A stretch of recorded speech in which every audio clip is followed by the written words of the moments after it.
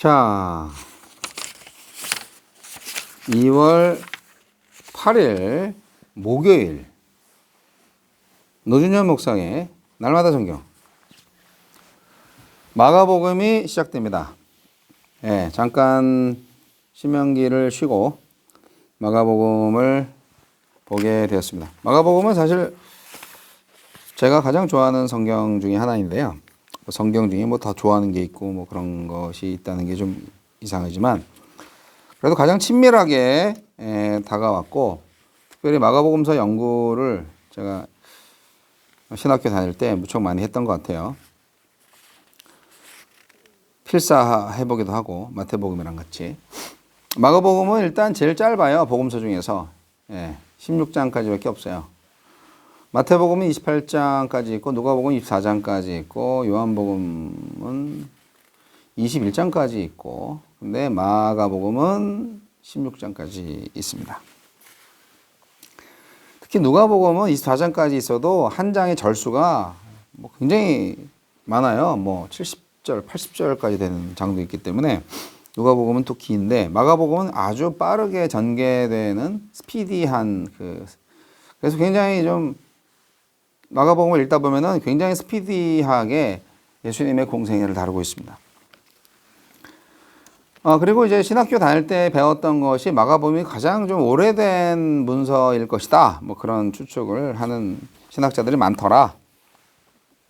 그렇게 얘기하는데, 뭐 자유주의 신학자와 보수주의 신학자들의 입장이 다 달라서 어떤 사람은 마태복음이 먼저다. 뭐 이렇게 얘기하는 것이 있지만, 뭐가 먼저가 됐든 간에 마가복음과 마태복음 그리고 이제 누가복음은 공관복음서라고 해서 같은 시각으로 보는 그런 복음 내용이 있다.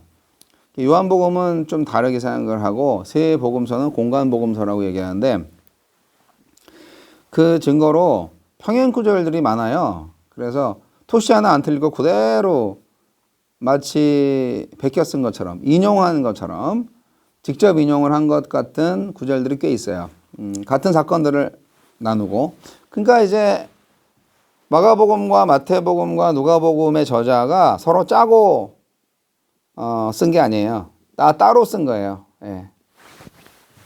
신학자들도 그렇고 제가 생각해도 한 사람이 물론 뭐 글씨를 썼다고 하지만 그 한 사람이 자기 생각만으로 쓴 것일까? 그건 아닌 것 같아요. 그래서 또 누구한테 썼느냐? 이것도 중요하죠. 네. 모든 사람이 읽어라 하면서 우리나라 현재 뭐 예를 들어서 책방에서 딱 소설을 딱 썼다. 그러면은 뭐 이거 누구누구만 보세요 라고 그렇게 책을 만들지 않잖아요. 많이 팔리면 따봉이지. 많이 팔려야 대박이지. 근데 이제 누가 마태는 이 책을 쓸 때 특정한 독자들이 있었을 것이다. 왜냐하면 그 당시에는 인쇄술이 발달되지 않았을 때이기 때문에 책을 인쇄할 수가 없어요. 그러다 보면 책을 베껴야 되잖아요. 필사를 해야 된다고요. 그러면 확실하게 누구에게 전달될 것인가를 염두에 두죠. 당연히. 그래서 마가복음을 쓰는 마가에게는 마가 공동체가 있었을 것이고, 누가에게도 누가 공동체가 있었을 것이고, 마태에게도 마태 공동체가 있었을 것이다. 그렇기 때문에 같은 사건이라도 같은 이야기라도 마가가 전하는 메시지와 누가가 전하는 메시지와 마태가 전하는 메시지가 다 다릅니다. 그것은 저자가 처한 상황이 각각 달랐기 때문이죠. 마가 공동체가 처했던 상황이 시대적으로도 다르고 환경적으로 지역적으로도 달랐던 거고요. 마태복음도 마찬가지고 누가복음은 마찬가지입니다.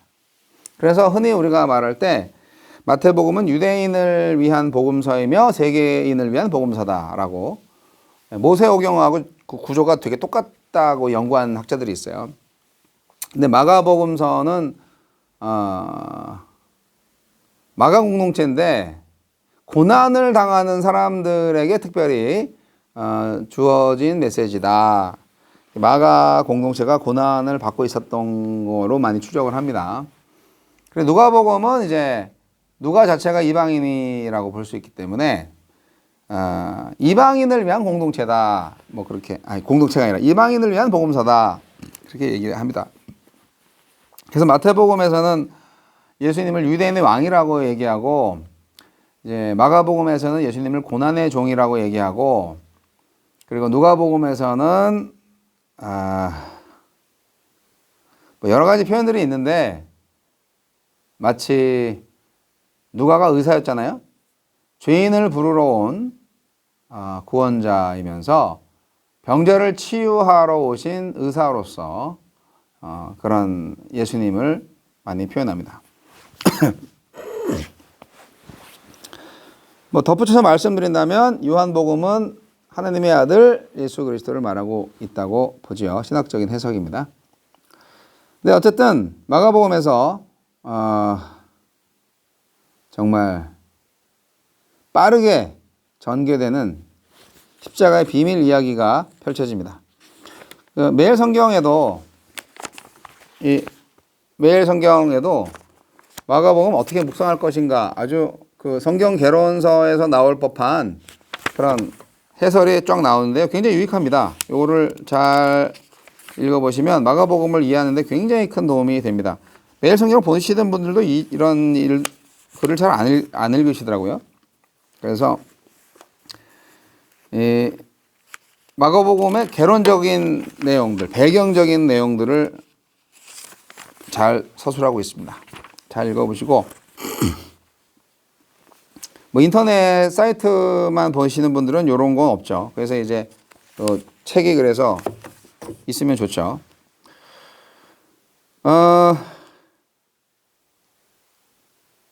마가복음의 저자는 바나바의 친척인 요한 마가입니다.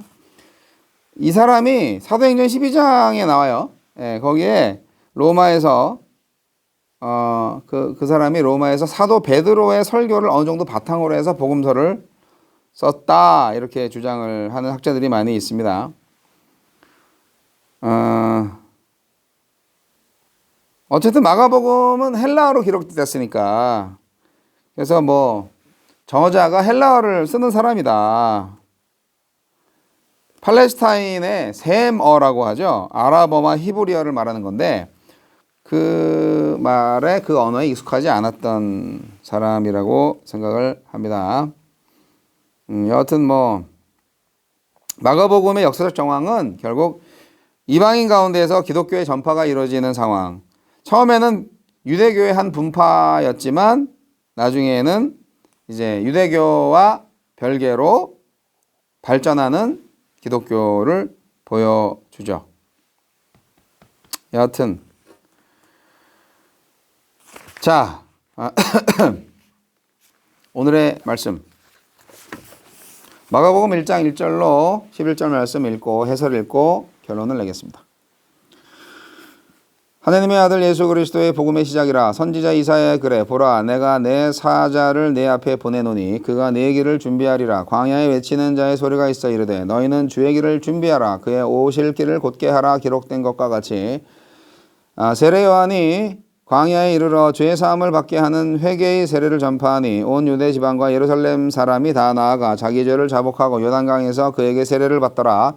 요한은 낙타털 옷을 입고 허리에 가죽띠를 띠고 메뚜기와 석청을 먹더라. 그가 전파하여 이르되 나보다 능력 많으신 이가 내 뒤에 오시나니 나는 굽혀 그의 신발끈을 풀기도 감당하지 못하겠노라. 나는 너희에게 물로 세례를 베풀었거니와 그는 너희에게 성령으로 세례를 베푸시리라. 그때 예수께서 갈릴리 나사렛으로부터 와서 요단강에서 요한에게 세례를 받으시고 곧 물에서 올라오실새 하늘이 갈라짐과 성령이 비둘기같이 자기에게 내려오심을 보시더니 하늘로부터 소리가 나기를 너는 내 사랑하는 아들이라 내가 너를 기뻐하노라 하시니라. 하나님의 아들 그리스도 복음. 요한은 백성에게 죄사함의 세례를 베품으로 예수님이 하나님의 나라의 왕으로 오시는 것을 준비합니다. 예수님은 세례를 받으심으로 소명을 받아들이십니다. 예수님은 어떤 분입니까? 네, 복음은 로마 황제의 등극 소식을 칭송하는 용어였습니다. 헬라어로 유앙겔리온이죠. 근데 이 복음을 마가는 이 단어를 차용해서 하나님, 즉 예수님이 진정한 왕이심을 강조합니다. 그리스도, 그리스도는 메시아라는 히브리 말의 헬라어죠. 뜻은 기름 부음 받은 자입니다. 이 그리스도는 로마의 압제에서 유대인들을 해방시킬 정치 지도자를 대망하는 말이었지만 마가는 이거를 십자가에 달리시는 그리스도의 행적으로 기술할 겁니다. 또 유대인들이 신성모독으로 여길 하느님의 아들이라는 호칭을 마가는 맨 처음부터 예수님의 정체성으로 밝히면서 복음서를 시작합니다. 이처럼 세상의 기대와 가치관을 전복하는 하느님의 아들, 그리스도, 복음, 이 단어들이 내 삶에 어떤 의미입니까?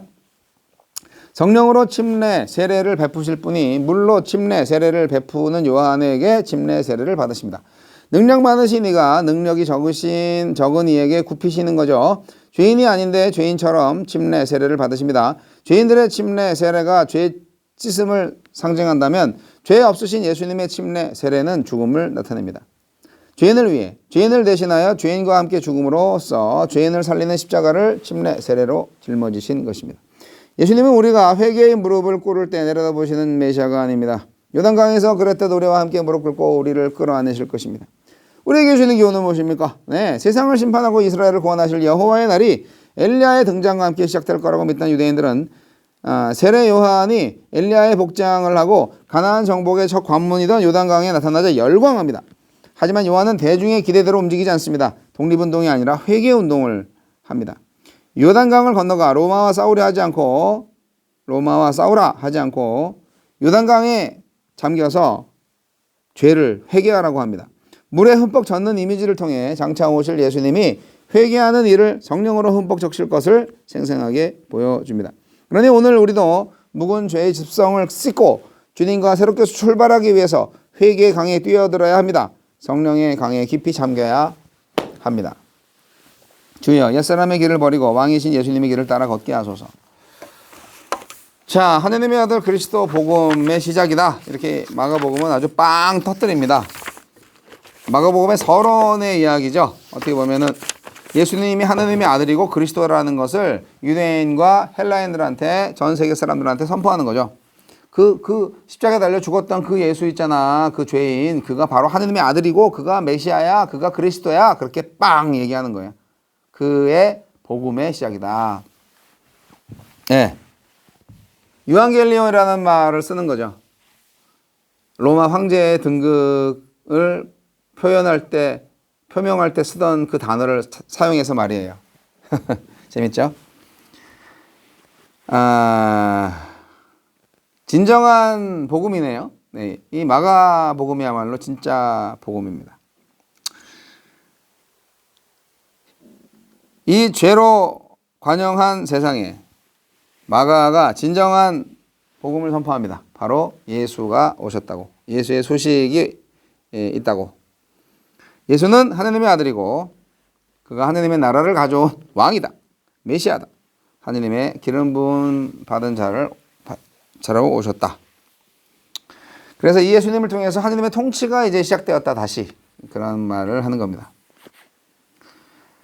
그런데 이제 요한 얘기가 나오죠. 바로 이제 4절로 세례 요한 얘기가 나오고, 그리고 또 9절쯤 가면은 요단강에서 예수님이 바로 세례를 받으세요. 빨리도 받으시네.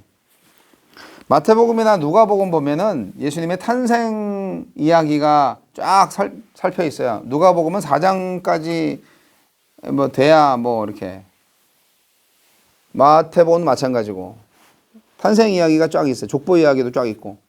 네, 마가복음은 그런 거 없어요. 1장부터 바로 복음의 시작이다. 이렇게 선포하고 예수님의 사역을 말해줍니다. 예수님이 이제 11절까지, 1장 11절까지 준비를 해서, 예. 그리고 이제 12절부터 이제 사탄한테 시험 받고 나서 바로 사역 시작합니다. 아주 빠르죠. 그런데 이 세례 받을 때 하늘에서 울린 소리가 있어요. 이는 내 사랑하는 아들이요 내 기뻐하는 자다.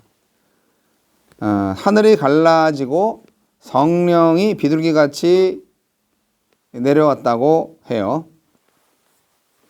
이게 뭐냐면 예수님이 침례를 받을 이유가 없는데, 세례를 받을 이유가 없는데, 인간이기 때문에 죄는 없으신데, 회개할 일도 없으신데, 그냥 받으신 거예요. 예. 저도 장로교 신자로서 침례를 받을 이유가 있었나? 그냥 받았어요. 순종하는 마음으로. 받으라고 하니까. 그리스도교에서는 어떤 그리스도교회 지도자나 성도는 이 침례를 안 받으면 구원이 없다고까지 말씀을 하시는 분이 있었어요. 지금은 거의 없는데, 여하튼 이 침례 증서가 있어야 이제 또 뭐 여러 가지 그 목사 청빙 서류에도 그게 필요해요. 침례 받았는지 안 받았는지. 네. 아니 목사가 됐으면 당연히 침례 받았기 때문에 목사 된 거 아닌가? 굳이 침례 증명서가 필요해? 나는 참 그런 거를 원하는 교회나 기관도 좀 너무 과하다, 좀 웃긴다라고 생각하는데,